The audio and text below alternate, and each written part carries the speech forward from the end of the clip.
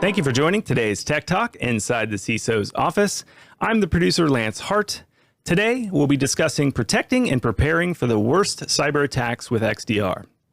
As always, I have consulting CISO John Bruggeman, and he has a special guest today. John, take it away. Thanks, Lance. I appreciate it. I'm John Bruggeman, consulting CISO for CBTS here on Inside the CISO's office. I'm with Justin Edgar today from Palo Alto Networks. He's here supporting the Cortex line. Justin, take a minute and introduce yourself for us. Hey, John. Thanks for having me. I'm a long-term technologist. My first job in high school was a little computer store building 386 and 486 computers. Back in, I'm dating myself a bit, perhaps. You don't look that old. Yeah, my gray hair precedes me. I went to military school for 4 years, got a degree in computer science, and participated in some of my first cyber defense exercises there. Spent 8 years in the Army, and really formulated my opinion on the value of intelligence context as a scout, where we would be told to go find something, and finding something is one thing, but the why thereof is certainly more interesting. I got out of the service after company command. I led a tank company in and out of combat. Got out after 8 years. I went to one of the big four and spent a very long year as an IT auditor. But then got back into cybersecurity. Spent 7 or 8 years at Mandiant, a variety of roles. I built and ran a professional services organization, helping to, I'll say, bridge the gap between what products promise and what customers receive from those products. I'm familiar with that journey. Yeah, absolutely. I think we all are. That also kind of followed me into the MDR space, where again, kind of smoothing opportunity. Let's keep the tools alive. Let's provide the security value we can, and let the customers engage the environmental specific threats and risks. And then finally here today at Palo Alto Networks, where I support the Cortex line of products, a part of the Palo Alto Networks platform, where we're delivering that tangible advantage to bringing together a lot of data into one place, making sense of it, and allowing our network operators, security operators to respond to the speed of the adversary. So glad to be here today, and thanks for having me. It's great to meet you. Welcome to Inside the CISO's office. What are you seeing now in 2025 as the threats that CISOs need to be aware of and need to think about in terms of protecting their endpoints, protecting their areas that they want to focus on, the highest risk? We see a rapidly evolving threat landscape. We see our own enterprise environments changing so rapidly. We see the services that we consume as an enterprise, also changing very quickly.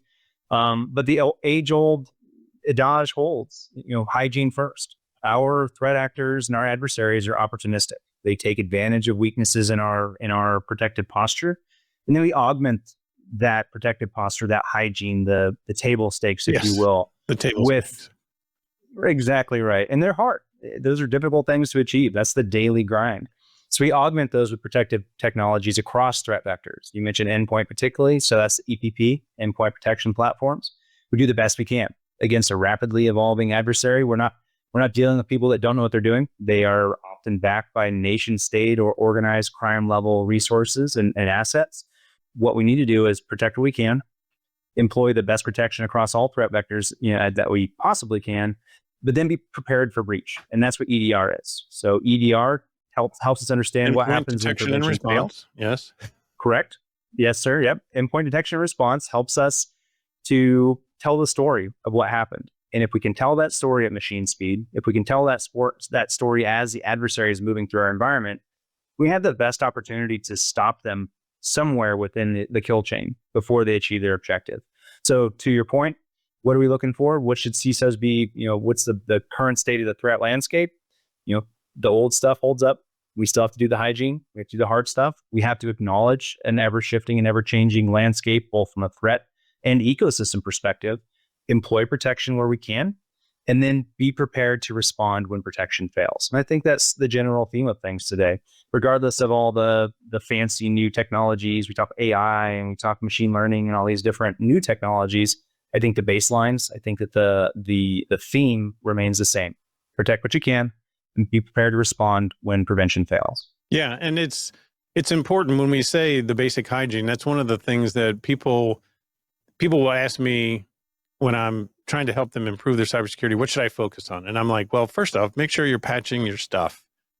You've got software. A lot of times people have software that has been in the field deployed for 5 years and they've never patched it. This is like an application. I'm talking about operating systems. Operating systems are a bit easier to patch than some applications are.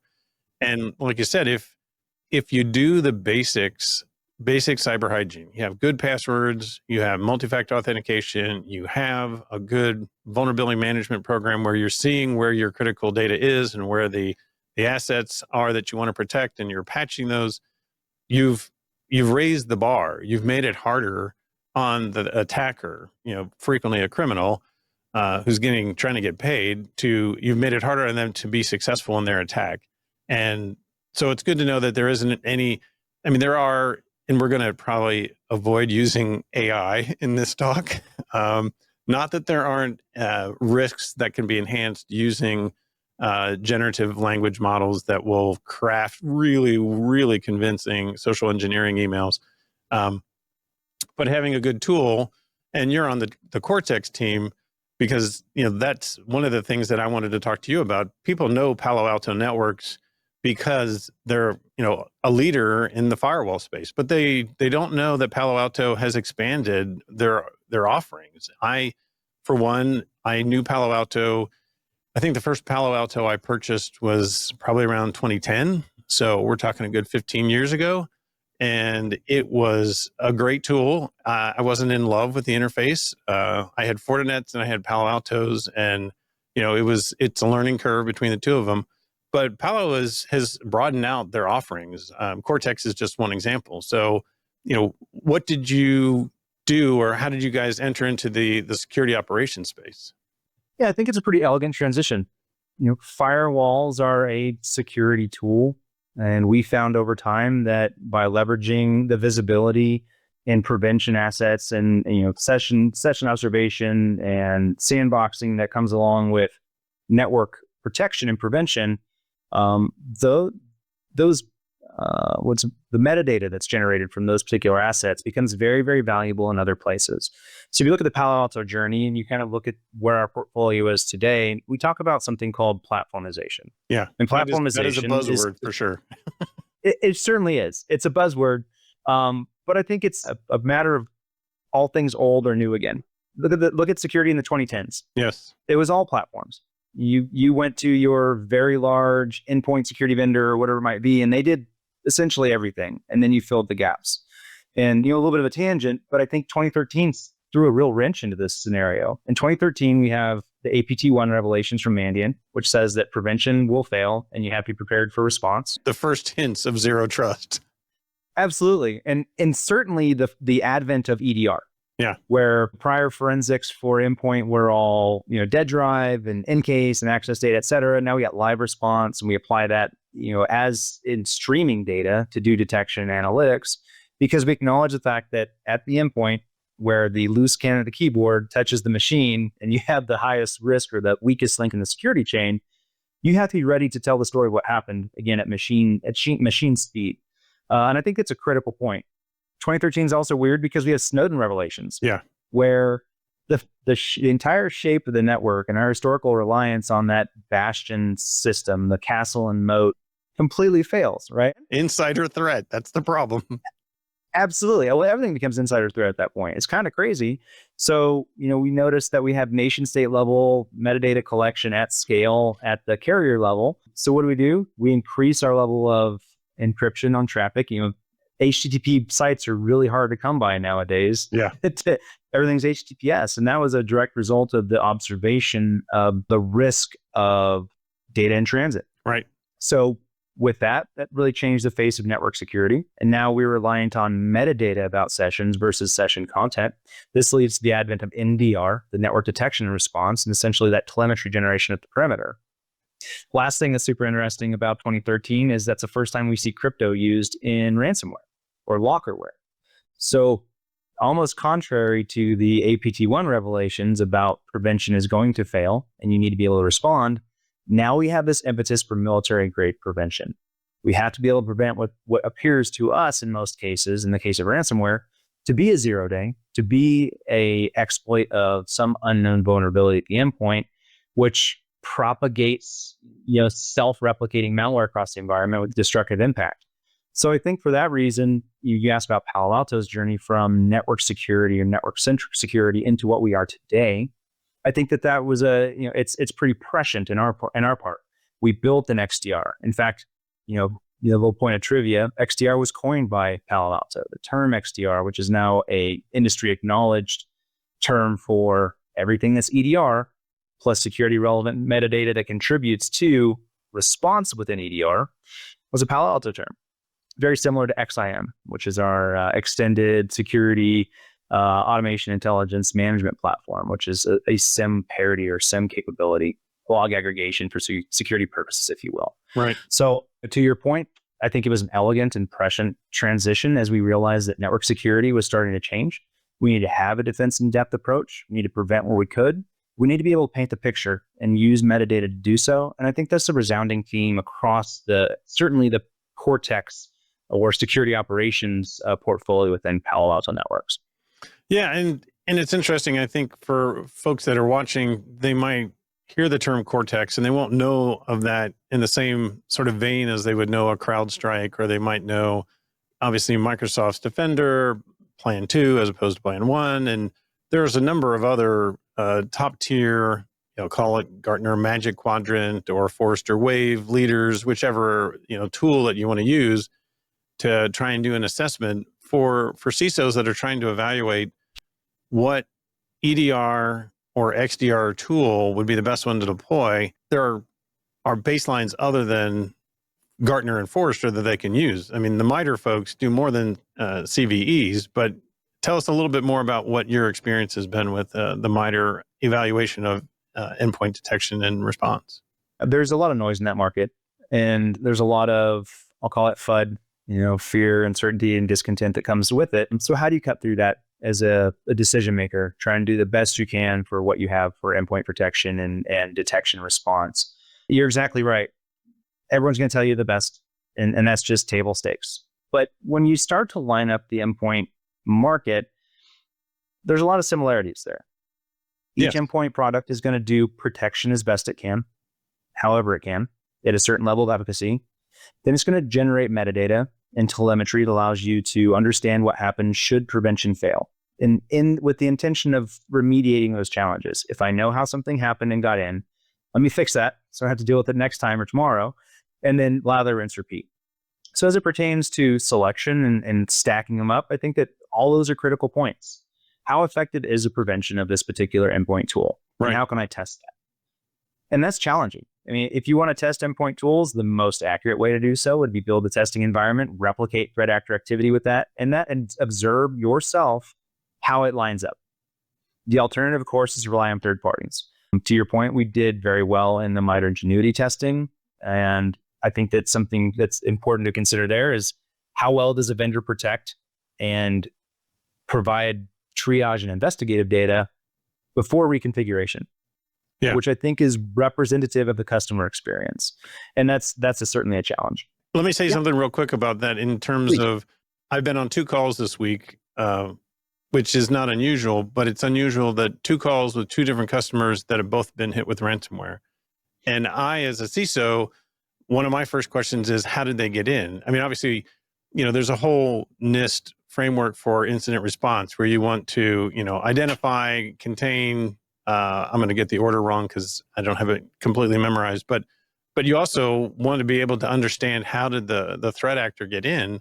So you've got to have that, as you're describing it, you have to have the analytics, the trail to say they got on with an email. Maybe it was a phishing, attack, and whatever malware was downloaded and ran with a PowerShell script, or maybe they're living off the land in terms of binaries that can be used in malicious ways. So that's the kind of thing that people have to be able to have those details. And Cortex does a good job of giving you that trail to follow to say, this is how the attack occurred.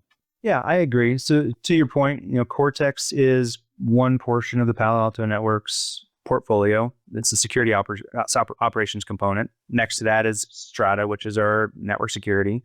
And then Prisma, which is our cloud operations security and application protection suite of products. I think that the bottom line or the challenge that comes, to any security operations team is, how do I tell the story of what happened? Right. How do I look back in time through the data I've collected? Because you can't collect it ex post facto. You have to have it available. If it's not there, it's gone. It's very ephemeral. Right. How can I go back in time to tell a story of what a human did on my machines through the lens of machines, logs, in a way that a human can understand, so we can fix it and understand what the risk was? And that is that challenge. And it comes down to a couple of different things, like how effective is the generation of telemetry? How valuable and voluminous is that telemetry collection? And most importantly, what am I doing with it? And that's really why we built XIM. What we've seen and what we've struggled with internally as a security operations team, and what our customers have struggled with as well, is it's easy to get access to a lot of data. It is incredibly challenging to make sense of it. And we've been struggling with that for a decade. We've been on the receiving end of industry promises that this particular thing will take all this stuff and make sense of it in a way that provides security value, but we continue to fail and continue to fail. And I'll tell you personally, that's one reason I'm here with Palo Alto Networks, supporting Cortex, and particularly our XIM product, is because we're starting to deliver on that promise. And we said we weren't going to mention AI, but letting computers do what computers do best, which is compare things, right, and make evaluations thereof, bringing things that are similar together into a single place, and then most importantly, letting humans do what they do best, which is to tell the story and convert that machine data into human understandable context, is something we're delivering with the platform, and something we're seeing a lot of success with the industry. Our customers who are adopting this, I'll call it a transformative approach to security operations, a different way of doing things, using our platform, bringing that intelligence and metadata together, are doing business faster. They're responding to the bulk of their incidents versus letting them go by as medians and lows and that kind of page down style security that we see for level 1, level 2 analysts in many cases. So we're delivering on that promise, and I'm really excited about it. And I think it's critical, one way or another. Can you tell a story of what happened when prevention fails? And if you can't, someone else is going to have to come in and do it for you. And that's incredibly expensive. Right. And that's true. I remember back in the day where, I was happy just to collect firewall logs and server logs and say, all right, something weird happened, and the result was, the server blue screened, or this happened, or, I suddenly got 1,000 firewall alerts, on Friday evening, at 7 p.m. Eastern time. And I could go back and look in those logs because I did keep the logs, and, but trying to correlate all that information, that was the idea behind the SIM. And I have seen the Palo Alto Networks SIM tool, the XIM tool, and it is a very impressive tool. I do like the correlation. It does help to have a platform with the tool set so that you can see, because in the environments we operate in now, you do have cloud assets that you have to consider. You do have, endpoint assets. You do have, possible data exfiltration you want to worry about. And like you said, you have to be able to tell that story to say, with confidence, your data was not exfiltrated.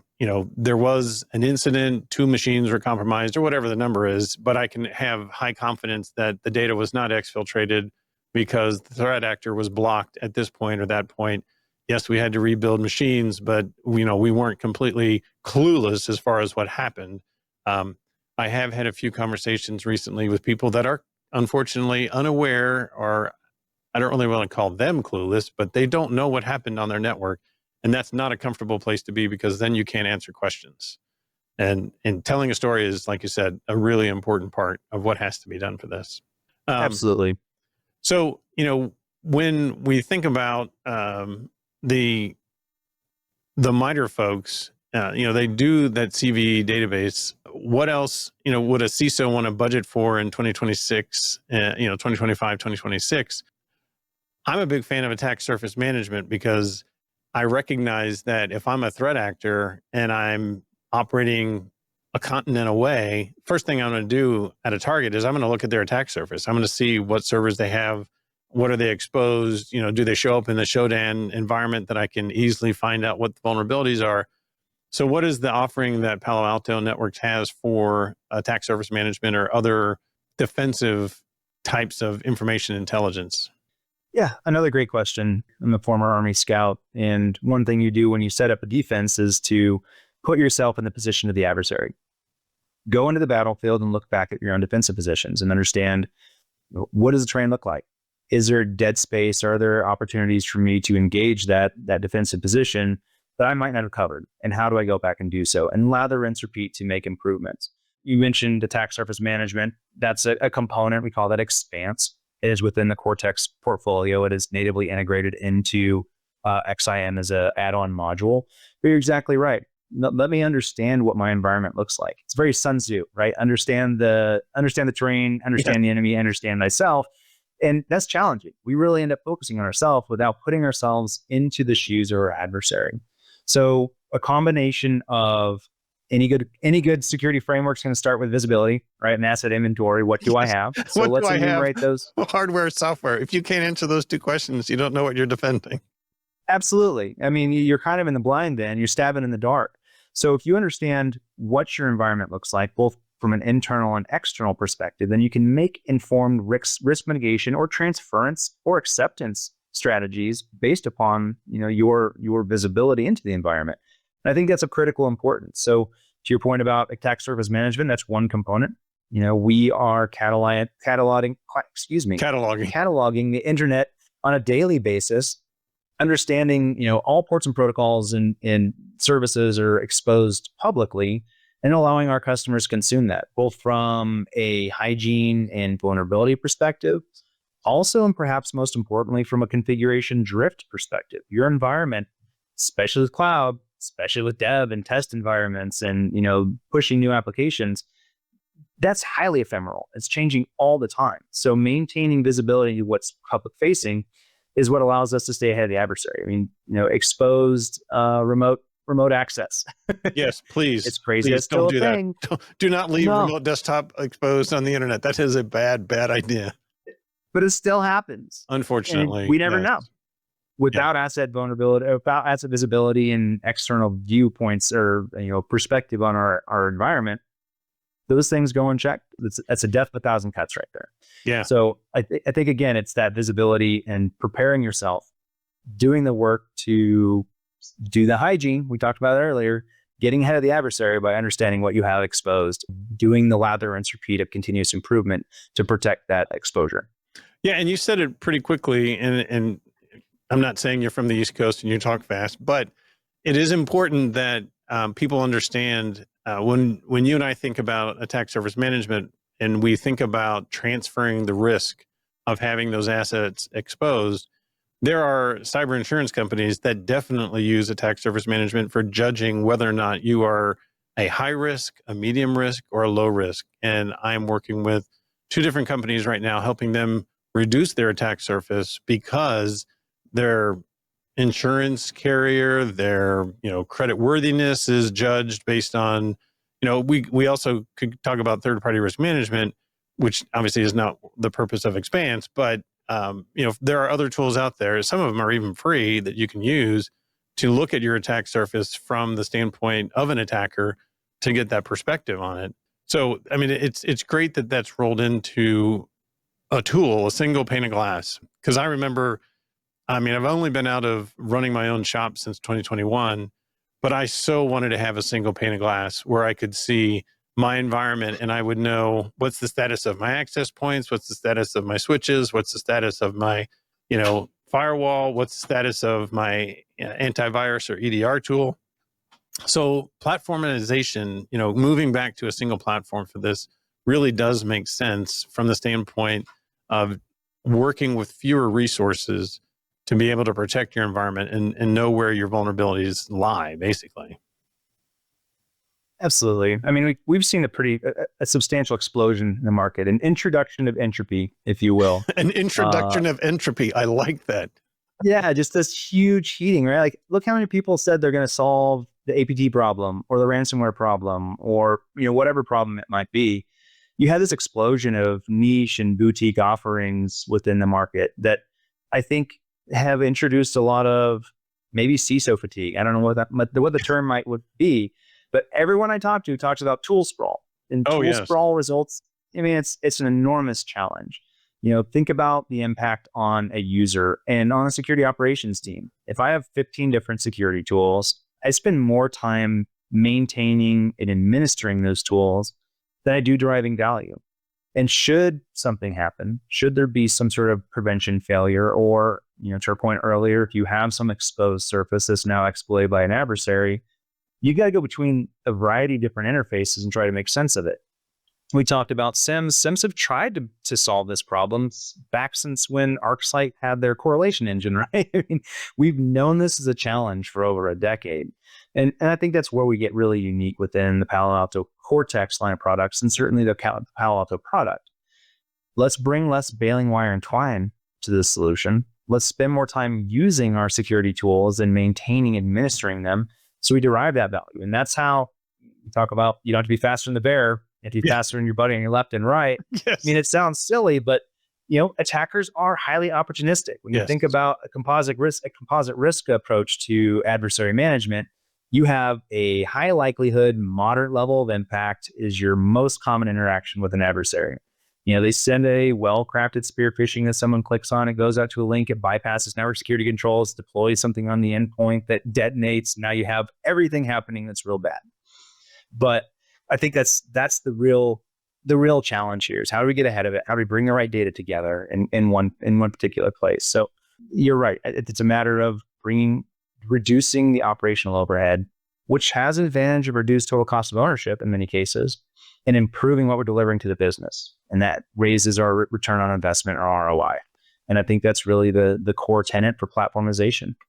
Less roll your own, less bailing wire and twine, more automation, integration. Yeah, and the tools that are out there, Palo Alto has one suite of tools. Microsoft is building their own set of tools for folks that have subscribed to that E5 license model. One of my customers that I'm helping, they've used a lot of the Microsoft tools that are there, and Microsoft's getting there, but their interface is a little bit of a struggle for me. Not to bash on them, I mean, they got a bazillion things they're doing, but the interface that the XIM tool has is really nice. It makes drilling down on that. And in CBTS, I'll use the phrase, we drink our own champagne as opposed to eating our own dog food, because we've been having good success with that whole aligning with a platform. Yeah, I think CBTS is reaping the same value very tangibly that many of our customers are by adopting the Palo Alto Networks Cortex platform, as well as the rest of the security operations components. You guys, I don't know if you know this, but you guys have seen a substantial improvement in your time to response. You guys have gone from days to minutes in many cases. Another critical one is that because we're using and letting machines do what machines do best, which is compare things and bring them together, you guys are resolving almost 100% of the incidents that land in your queue. And that's wild. We've been promising and seeking those business outcomes for a very, very long time. And as a result, you're missing less. Your analysts are spending more time doing good work and less time doing things like contextualization and outreach. And we're leveraging automation to enable these things. And we're also allowing incidents that analysts typically would consider nuisance to be resolved automatically. So here's a good case. Imagine a user clicks on a link in an email and goes to some sort of known bad website that's blocked on the outbound due to network security controls. What happens in most cases? An analyst has to look at that, confirm the block was in place, close that incident manually. Maybe there's some sort of remedial action with the end user. Why do you want to see that? Force the user password reset, send the user to training, close the incident.